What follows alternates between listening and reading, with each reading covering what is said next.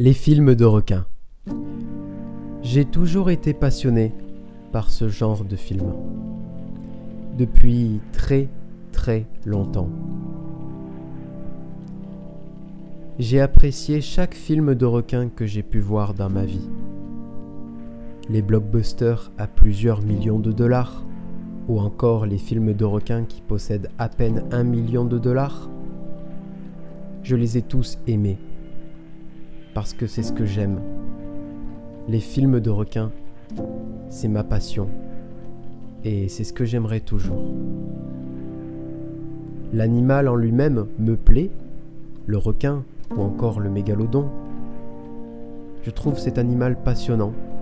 Et ça m'a toujours fasciné de voir comment le requin a été détourné au cinéma.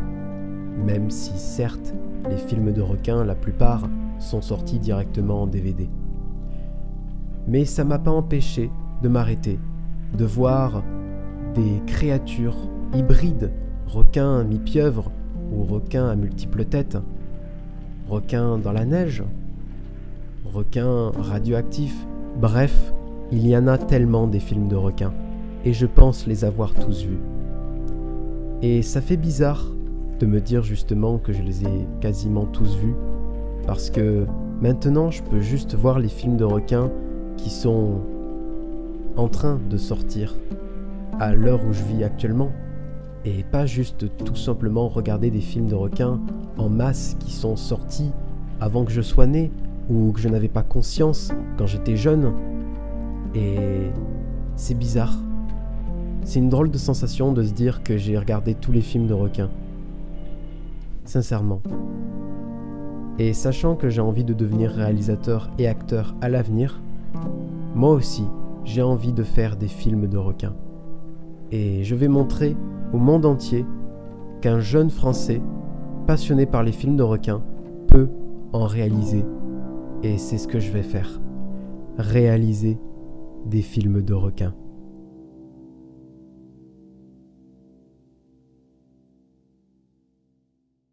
Night of the Shark Lepus. Alors, pour les personnes qui ne savent pas ce que ça veut dire lepus, ça vient directement du latin et ça veut tout simplement dire lapin. Voilà. Du coup, je me suis énormément inspiré pour le titre, mais aussi pour l'histoire de mon long métrage du film Night of the Lepus, hein, et étonnamment, hein, voilà, parce que c'est un film que j'adore, donc évidemment, il fallait que je mette ça dans le titre. Voilà, donc Night of the Lepus, ou en France nommé Les Rongeurs de l'Apocalypse, sorti en 1972, et j'adore ce film, sincèrement. Alors, il y a des lapins, donc c'est super mignon, et de deux, j'adore les techniques utilisées, comme par exemple d'avoir mis en scène des vrais lapins sur des maquettes et miniatures, le fait de créer un décor qui pour nous est énorme, par exemple un champ avec des barrières, tout ça, alors que du coup, quand on le réalise en miniature, ça paraît petit pour nous, mais quand on filme ça avec des lapins dessus, on dirait que les lapins sont gigantesques. Donc le fait de mélanger les échelles comme ça, c'est super bien. Et aussi, les effets spéciaux n'étaient pas... C'était pas l'heure des effets spéciaux, tout simplement. Donc la créativité, voilà, c'était intéressant, les films d'époque par rapport à ça.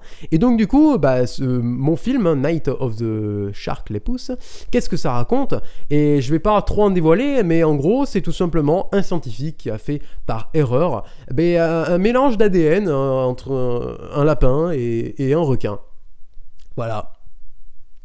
Et donc du coup, il va y en avoir beaucoup, et il va y avoir beaucoup de dégâts. Pas que matériels, mais aussi dégâts humains. Voilà, donc ça va être super terrifiant, très sanglant, voilà, les effets spéciaux seront réalisés par Weta Digital, qui ont participé au film de Avatar 2, La Voix de l'eau, donc pour vous dire, hein, c'est assez pas mal, voilà, et ça tournera, enfin on tournera le film en IMAX, prévu aussi pour les ScreenX, Ice, tout ça, bref, 4DX, le film va être un blockbuster incroyable, et pour petite exclue, voilà, le film sortira l'année prochaine, le 1er avril 2025, voilà, donc j'ai jamais dit la date de sortie, mais c'est prévu, le 1er avril 2025, ça sera la sortie de ce Night of the Shark Lepus. Voilà. Donc on va partir concurrencer Superman Legacy et je pense que le film va être un succès monumental. Oui, on compte faire le milliard. On va dépasser Oppenheimer, Barbie et peut-être Avengers Endgame. Qui sait? Non, honnêtement, je pense que ça va être le blockbuster de cette année, de l'année 2025. Ça va être quelque chose d'incroyable. Ça va être un film vraiment rempli de folie, parce qu'il y aura un peu d'humour, voilà, d'humour noir, tout ça. Ça sera très sanglant, très violent, très terrifiant. Donc j'espère que le film fonctionnera. Voilà, on a mis beaucoup de clins d'œil, beaucoup de références au film que moi j'adore. Voilà, donc j'espère que le film fonctionnera. Voilà, et c'est un rêve qui se réalise, honnêtement. C'est de faire un film de requin avec des lapins, déjà, un hybride qui n'a jamais été fait avant. Ah non, ça va être un phénomène planète Terre. Hein. Ah ouais, je le pense, honnêtement. Ça va être un blockbuster incroyable, très divertissant pour évidemment un public assez adulte, mais ouais, de voir ça en IMAX, ça va être une bonne chose. On va essayer de le distribuer dans tous les pays du monde, voilà. Et puis surtout, le truc est assez marrant, la petite anecdote, c'est qu'il y a à peu près tous les studios qui voulaient notre scénario. Voilà, il y a eu la bagarre entre Universal Pictures, la 20th Century Studios, Disney, Paramount Pictures, A24. Voilà, ouais, A24. Hein. Ouais, non, c'est...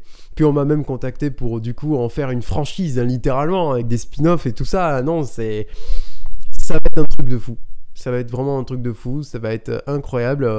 Évidemment, il y aura des produits dérivés, des peluches, des figurines, voilà, des lapins mi-requins.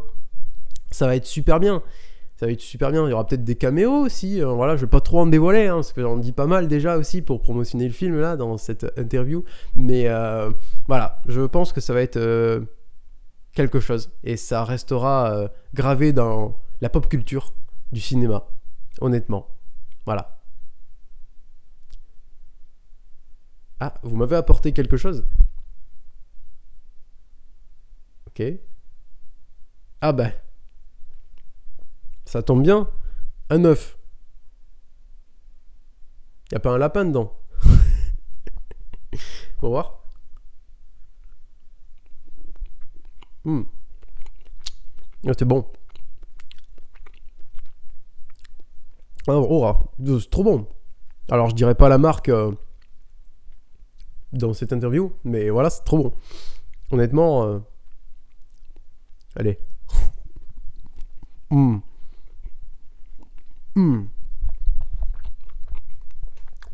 Trop bon. Il faudrait faire ça pour le marketing du film. Ouais. Il faudrait créer des œufs au chocolat au lieu des pop-corn. Il faudrait faire des œufs. C'est bonne idée, merci à vous. Non, merci. Sincèrement, trop bien. Il y a plein d'idées pour le marketing, là.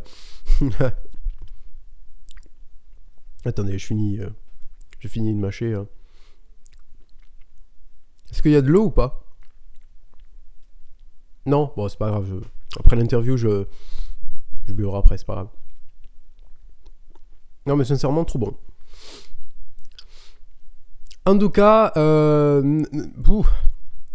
suis un peu... le chocolat me perturbe un peu.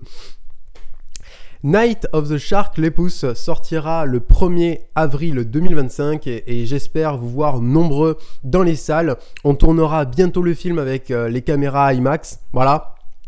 On sera accompagné des producteurs, des producteurs de talent, voilà. On aura plein d'acteurs aussi, un casting 5 étoiles, voilà. Je peux peut-être dire 1 ou 2, 3 acteurs. Allez, Jenna Ortega, Tom Hardy et peut-être encore, je sais pas, Brie Larson. Voilà. Donc je pense que ça va être un film de malade mental, sincèrement. Ça va être un film épique, gore, violent, drôle Et puis le film va durer aussi, j'ai pas précisé, mais je pense que le film durera à peu près dans les 3 heures. Et le film bénéficiera aussi d'à peu près un budget de 400 millions de dollars. Donc je pense que ça va être un film insane. Voilà. Donc, ouais. Sincèrement, ça va être un film trop bien, fun. Voilà. Je veux pas trop en dire non plus, parce que voilà, hein, on n'a pas encore tourné, mais voilà. Ça va arriver. Ça va arriver. Ça va être plus fou que du Godzilla. Ouais, ça sera un mélange un petit peu de Critters et de Gremlins, un petit peu. Voilà, juste avec des têtes de requins sur des lapins, voilà. Bref, voilà. C'était Florian Rive pour Night of the Shark Lepus. Ok. Bon, je vais aller boire, hein. Je suis un peu